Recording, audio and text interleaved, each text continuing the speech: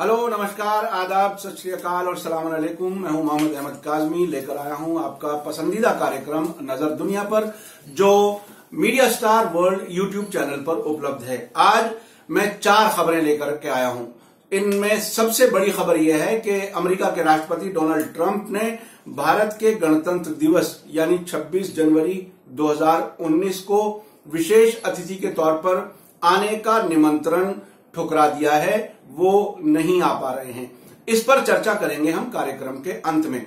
दूसरी खबर है, इजराइल के प्रधानमंत्री की अघोषित ओमान यात्रा के बाद अब एक नई खबर आई है पाकिस्तान से। खबर यह है कि 24 अक्टूबर की सुबह 5:45 बजे एक इजराइल का विमान MULTI ये इस्लामाबाद पहुंचा और 10 घंटे वहां खड़ा रहा और वापसी में वो अम्मान, जो कि जॉर्डन की राजधानी है, वहां रुका छोटे से स्टॉप ओवर के लिए और उसके बाद तेल अवीव वापस चला गया। ये खबर उस समय सामने आई जब इजराइल के एक बड़े समाचार पत्र हारेट्स के एडिटर एमी शार्फ ने ट्वीट किया। उसमें उसने इस फ्लाइट की डिटेल बताई और ये कहा कि इसमें कौन पाकिस्तान गया था। उसने ये सवाल उठाया है और उसने ये भी बताया कि तेल अवीव से ये विमान अम्मान, जैसा कि मैंने अभी बताया, अम्मान गया। अम्मान को एक तरह से बीच में स्टॉप ओवर के तौर पर इस्तेमाल किया जाता है और वहां से फिर नए कॉल साइन यानी फ्लाइट का नंबर जो होता है ओरिजिन करने का और डेस्टिनेशन का, वो डिफरेंट हो गया। तेल अवीव से सीधा इस्लामाबाद नहीं रहा अब उसका, अब ये अम्मान से इस्लामाबाद फ्लाइट हो गई। ये चेंज करके उसके बाद वो इस्लामाबाद पहुंचा और इस्लामाबाद में जब वो उतर रहा था 40,000 फीट से 20,000 फीट की ऊंचाई पर आया। उसके बाद एक फ्लाइट ट्रैकिंग वेबसाइट है जिसका नाम है फ्लाइट रडार 24। इसमें इस्लामाबाद एयरपोर्ट पे उतरने की डिटेल नहीं आई। 20,000 फीट से नीचे जब गया तो उस रडार से वो गायब हो गया। 10 घंटे के बाद वही विमान फिर नजर आया इस्लामाबाद से पश्चिम की तरफ जाता हुआ। यानी अब ये इस्राएली जो पत्रकार है, एडिटर है हारेट्स अखबार का, उसने ये सारी डिटेल इन्वेस्टिगेट करके बताई है। अब उसी तरह से वापस वो अम्मान गया, जॉर्डन की राजधानी, और वहां से तेल अवीव के लिए चला गया। इस पर पाकिस्तान मुस्लिम लीग के नेता हैं एहसान इकबाल, उन्होंने सरकार से कहा है कि इसका सही बताए कि वो क्या हुआ है, ये फ्लाइट की डिटेल क्या है। और विरोधी हैं सरकार के, इमरान खान की सरकार के, वो सवाल कर रहे हैं कि आखिर इसमें कौन आया था इस्लामाबाद में। दूसरी तरफ जो पाकिस्तान के राष्ट्रपति हैं डॉक्टर आरिफ अलवी, उन्होंने इस खबर को बेबुनियाद बताया है और ये कहा है कि पाकिस्तान इजराइल से किसी प्रकार के संबंध नहीं बनाने जा रहा। और ये बात उन्होंने कल जब वो तुर्की के लिए रवाना हो रहे थे एर्दोगान के दावतनामे पर, निमंत्रण पर, तो उस समय उन्होंने इस्लामाबाद एयरपोर्ट पर ये बात कही। मैं आपको बता दूं कि जॉर्डन का जो अम्मान राजधानी का एयरपोर्ट है, वो चूंकि इजराइल से उसके ताल्लुकात बेहतर हैं, पीस एग्रीमेंट है, हत्ता कि सऊदी अरब के भी जो विमान जाते हैं, ऐसी पहले से खबरें आती रही हैं कि सऊदी अरब का भी विमान जब इजराइल जाता है तो वो अम्मान रुक करके तब इजराइल जाता है। जद्दा से या रियाद से डायरेक्ट तेल अवीव नहीं जाता। आपको मालूम है कि सऊदी अरब और इजराइल के ताल्लुकात के बेहतर होने के नतीजे में भारत की एयर इंडिया की फ्लाइट को सऊदी अरब के ऊपर से उड़ते हुए इजराइल जाने की इजाजत अभी कुछ महीने पहले सऊदी अरब ने दी है।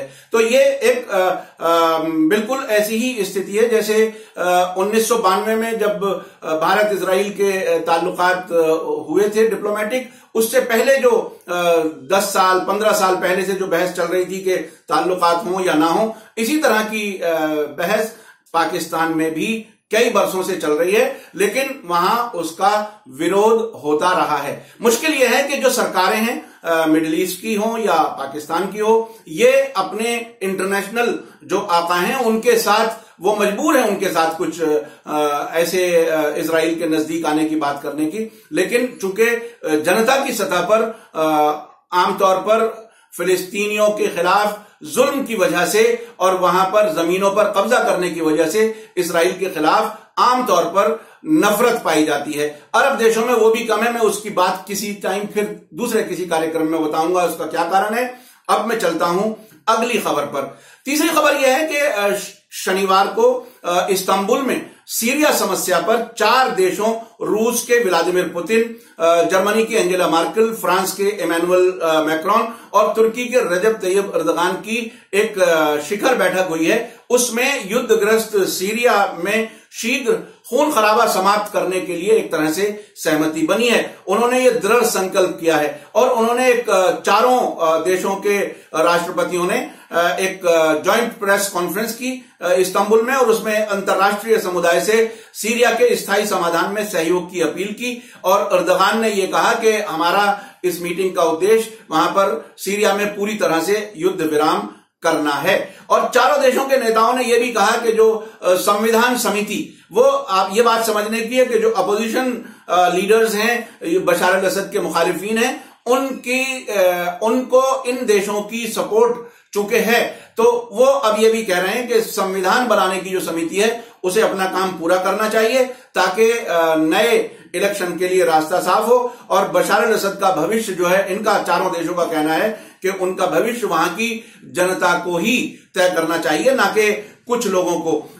एक बात और मैं बताऊं कि इसी वर्ष जून में सीरिया के राष्ट्रपति बशार अल असद ने कहा था कि अमेरिका, फ्रांस और तुर्की और इजराइल की सेनाएं जो उनकी सीमा में हैं वो गैर कानूनी हैं, वो काबिज सेनाएं हैं, उन्हें वापस चला जाना चाहिए। उसके अलावा जो मेरे पास चौथी खबर है वो सऊदी अरब के पत्रकार जमाल खाशोगी के बारे में है। वो उस जो जांच चल रही है उसमें आज सोमवार को सऊदी अरब के अभियोक्ता यानी प्रोसिक्यूटर सऊद अल मुजीब इस्तांबुल में, वहां के इस्तांबुल के जो प्रमुख अभियोक्ता हैं, सरकारी वकील हैं इरफान फिदान, उनसे मिल रहे हैं। और इस मीटिंग में जो अब तक जांच हुई है उसके 150 पृष्ठ पर आधारित रिपोर्ट उन्हें सौंपी जाने की बात कही गई। और उसमें यह भी कहा गया है कि जो ये भी पॉसिबल है कि आज तुर्की सऊदी अरब के इस सरकारी वकील से ये कहेंगे कि वो जो कौंसल जनरल सऊदी अरब के थे मोहम्मद उतैबी, उनके घर को दोबारा छानबीन करना चाहते हैं। रिपोर्ट ऐसी है कि जब वो पहली बार जब जांच के लोग तुर्की के गए थे कौंसल जनरल के घर में, तो 3 कमरे बंद रखे गए थे, उनमें उन्हें नहीं जाने दिया गया था। और बाद में एक खबर आई थी कि उनके गार्डन से जो खुदाई हुई थी उसमें जमाल खाशोगी के बॉडी के कुछ हिस्से मिले थे। उसके अलावा एक ये भी खबर है कि उस गार्डन में जो घर के पीछे है उसमें एक 20 मीटर गहरा कुआं है। उस कुएं को भी तुर्की के छानबीन करने वाले अधिकारी जो हैं वो उसे देखना चाहते हैं।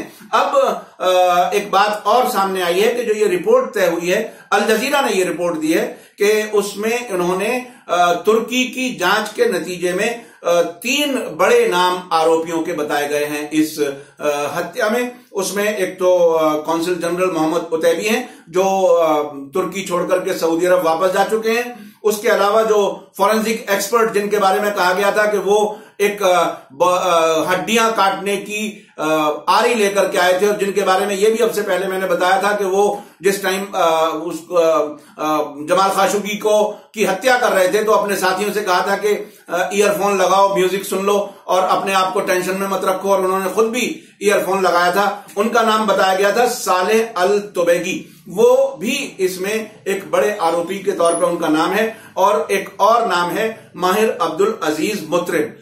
ये इन नामों को उन 15 लोगों में से बड़े आरोपी के तौर पर पहचान की है तुर्की ने। लेकिन आपको मैं बताऊं कि पिछले दिनों तुर्की ने डिमांड की थी और खुद तैयब अर्दगान ने जो पार्लियामेंट में स्पीच थी उसमें कहा था कि वो इन 15 लोगों को 18 लोगों को जो गिरफ्तार हैं उन्हें वो वापस चाहते हैं, लेकिन वो अब सऊदी फॉरेन मिनिस्टर जो अल जुबैर हैं उन्होंने इस बात के लिए मना किया है कि वो वापस नहीं देंगे और कानूनी कार्रवाई मुकदमा जो चलेगा वो सऊदी अरब में ही चलेगा। अंत में मैं उस खबर पर आ रहा हूं जो आपको मैंने पहले बताई कि अमेरिका के राष्ट्रपति डोनाल्ड ट्रंप हमारे भारत के रिपब्लिक डे यानी गणतंत्र दिवस पर आने से उन्होंने एक तरह से इनकार किया है। ये ऐसे समय में है जब भारत ने रूस से S-400 air defence missile system खरीदा है अमेरिका की सैंक्शन लगाने की धमकी के बावजूद, और भारत ने यह भी कहा है कि वो ईरान से तेल खरीदना जारी रखेगा। अब तक अमेरिका ने 4 नवंबर की तारीख दी हुई है जिसमें कहा गया है कि विश्व के सभी देशों को ईरान से तेल इंपोर्ट करना, आयात करना बंद कर देना चाहिए। भारत ने ये बात बता दी है अमेरिका को कि वो ना तो रूस के साथ जो डिफेंस समझौता है उससे वो पीछे हटने वाला है और ना ही वो ईरान से तेल आयात बंद कर सकता है। ये बहुत ही महत्वपूर्ण है। आपको मैं बताऊं कि ये जो इनविटेशन था वो 13 जुलाई को दिया गया था फॉर्मली भारत की ओर से डोनाल्ड ट्रंप को, और उस समय व्हाइट हाउस ने कंफर्म किया था कि इनविटेशन मिल गया है, लेकिन ये बताया था कि जो 2+2 यानी भारत और अमेरिका के रक्षा और विदेश मंत्रियों की बैठक के बाद में ये फैसला लिया जाएगा कि ट्रंप भारत जाएंगे या नहीं। उस मीटिंग के अंत में जो अमेरिका के विदेश मंत्री माइक पोम्पियो हैं उन्होंने एक तरह से नई दिल्ली में ही एक शिकायत के अंदाज में कहा था कि हमें ये उम्मीद थी कि भारत जो है वो हमारी कुछ रिक्वेस्ट सुनेगा, लेकिन उसने नहीं सुनी। रिक्वेस्ट वही थी, रूस से आप हथियार ना खरीदो और ईरान से तेल लेना बंद कर दो। ये अब चूंकि 2+2 मीटिंग हो चुकी है, उसके बाद अब ये व्हाइट हाउस से ये जो इंफॉर्मेशन आई है मैं आपको बताऊं, टाइम्स ऑफ इंडिया ने इसकी रिपोर्ट दी है एक पत्र के जरिए। हमारे जो नेशनल सिक्योरिटी एडवाइजर हैं अजीत डोभाल, उनको ये लेटर आया है जिसमें बताया गया है कि वो अमेरिका के राष्ट्रपति गणतंत्र दिवस पर नहीं आ सकते, रिपब्लिक डे पर भारत नहीं आ सकते। अब ये शायद अमेरिका जो है वो चूंकि मुतमईन नहीं हुआ भारत के फैसले से, उसने ये इस तरह का फैसला किया है। अब एक बात और मैं बता दूं कि अमेरिका के दबाव के बावजूद हिंदुस्तानी तेल कंपनियों ने नवंबर के लिए भी ईरान से तेल लेने का सौदा फाइनल किया हुआ है। नवंबर वही महीना है जिसमें 4 नवंबर तक वो अमेरिका का दबाव है कि वो आयात 0 कर दिया जाए, बंद कर दिया जाए। अब एक समस्या है हमारे प्रधानमंत्री नरेंद्र मोदी जी के लिए, एक समस्या है जो डोनाल्ड ट्रंप ने खड़ी की है। मोदी जी शायद सोच रहे थे कि अमेरिका के राष्ट्रपति को चुनाव से पहले बुला करके भारत की जो अंतर्राष्ट्रीय छवि वो बार बार बताते हैं उसको वो प्रूव करना चाहते थे कि भारत की छवि बहुत बड़ी हो रही है। अब ट्रंप के ना आने के फैसले पर मोदी जी की समस्या अब यह है कि दुनिया का, विश्व का कौन सा ऐसा नेता है जो अपने आप को सब्स्टिट्यूट के तौर पर, सेकंड चॉइस के तौर पर आमंत्रण भारत का स्वीकार करेगा। ये एक बहुत ही कठिन समस्या है। अब देखते हैं, या तो कोई ऐसा मित्र देश जिसको मोदी जी कह दें कि आप आइए, वो आ भी जाएगा, लेकिन ये आम तौर पर अच्छा नहीं समझा जाता किसी भी देश के राष्ट्रपति या वहां की सरकार के लिए कि हमें सेकंड चॉइस के तौर पर बुलाया जा रहा है। आपको यह कार्यक्रम कैसा लगा आप कमेंट्स में जरूर लिखिए, और इस कार्यक्रम के लिए हर दिन हासिल करने के लिए, प्राप्त करने के लिए, अगर आपने अभी तक सब्सक्राइब नहीं किया है तो लाल रंग से सब्सक्राइब लिखा हुआ है, उस पर क्लिक कीजिए। उसके बाद एक घंटी नजर आएगी, उस पर क्लिक कीजिए ताकि जैसे ही नई वीडियो अपलोड हो आप तक पहुंच जाए। इसके अलावा आप हमारे इस कार्यक्रम को फेसबुक, ट्विटर और इंस्टाग्राम पर भी फॉलो कर सकते हैं।